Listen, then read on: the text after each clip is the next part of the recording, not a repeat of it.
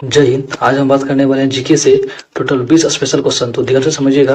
Number 1 से start करते हैं। क्वेश्चन नंबर 1 है हमारा, पेट्रोलियम किस प्रकार का संसाधन है। तो पेट्रोलियम जो है ये हमारा अनवीकरणीय संसाधन है। उसके बाद करते हैं नेक्स्ट क्वेश्चन। अगला क्वेश्चन है हमारा, निम्न में से कौन सी मिट्टी सर्वाधिक उपजाऊ है। तो ये हमारा होता है जलोढ़ मिट्टी। जलोढ़ मिट्टी जो है इसमें जो है अधिक से अधिक खेती होती है और इसमें जो फसल भी अच्छी होती है, इसलिए जलोढ़ मिट्टी ये सर्वाधिक उपजाऊ होती है। अगला क्वेश्चन है, सोपानी कृषि किस राज्य में प्रचलित है। ये आपको ज्यादा से ज्यादा देखने को मिलेंगे उत्तराखंड। उत्तराखंड में सोपानी कृषि की जो है ये ज्यादा से ज्यादा प्रचलित है और राज्यों की तुलना में। तो हमारा राइट आंसर होगा वो हमारा होगा आंसर नंबर सी। उसके बाद हमारा नेक्स्ट क्वेश्चन, मेढक के प्रजनन को नष्ट करने वाला रसायन कौन सा है। तो ये होगा एंड्रीन। एंड्रीन के द्वारा ये मेढक के प्रजनन को नष्ट किया जा सकता है। उसके बाद हमारा अगला क्वेश्चन, पंजाब में भूमि निम्नीकरण का मुख्य कारण क्या है। तो इसका जो है मुख्य कारण वो अधिक से अधिक सिंचाई होगी। पंजाब में जो अधिक से अधिक सिंचाई होती है, जिसके कारण क्या होता है, यहाँ की जो भूमि और खेत होता है वो अधिक से अधिक नमी होती है। उसके बाद चलते हैं अगले क्वेश्चन की ओर। कह रहा है, पृथ्वी को किस ग्रह के नाम से जाना जाता है। तो पृथ्वी को हम लोग कहते हैं नीला ग्रह।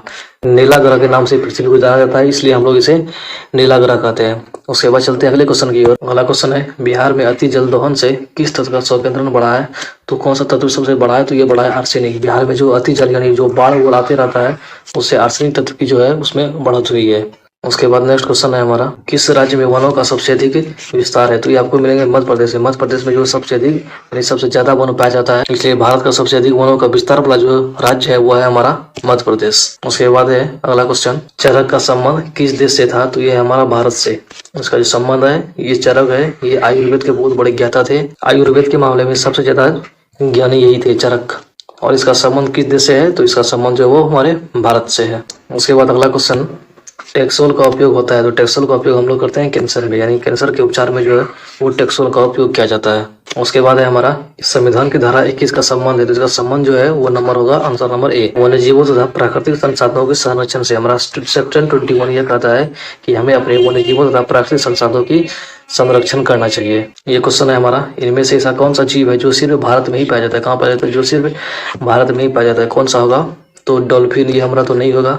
घड़ियाल, ये घड़ियाल होगा सबसे ज्यादा। ये घड़ियाल जो है सिर्फ हमारे भारत में ही पाया जाता है। ये घड़ियाल नहीं देखे होंगे तो इस टाइप का घड़ियाल होता है, हालांकि देखा तो मैंने भी नहीं है, लेकिन इसी टाइप का घड़ियाल होता है जो सिर्फ हमारे भारत में ही पाया जाता है। उसके बाद अगला क्वेश्चन, किस खनिज को उद्योगों की जननी माना गया है। तो ये माना गया लोहा को। लोहा का उपयोग ज्यादा से ज्यादा होता है किसी भी उद्योग या किसी भी गाड़ी कुछ भी देखेंगे तो उसमें आपको लोहा का ही प्रयोग अधिकतर दिखाई देगा, क्योंकि लोहा के बिना कुछ भी बनाना संभव नहीं है, इसलिए लोहा को जो है वो उद्योगों की जननी माना गया है। उसके बाद अगला क्वेश्चन है हमारा कि भारत का सबसे बड़ा लौह अयस्क उत्पादक राज्य कौन सा है। तो ये हमारा कर्नाटक। कर्नाटक जो हमारे पूरे भारत की सबसे बड़ा लौह अयस्क उत्पादक का केंद्र है। लौह अयस्क को इंग्लिश में आप आयरन ओर भी बोला जाता है।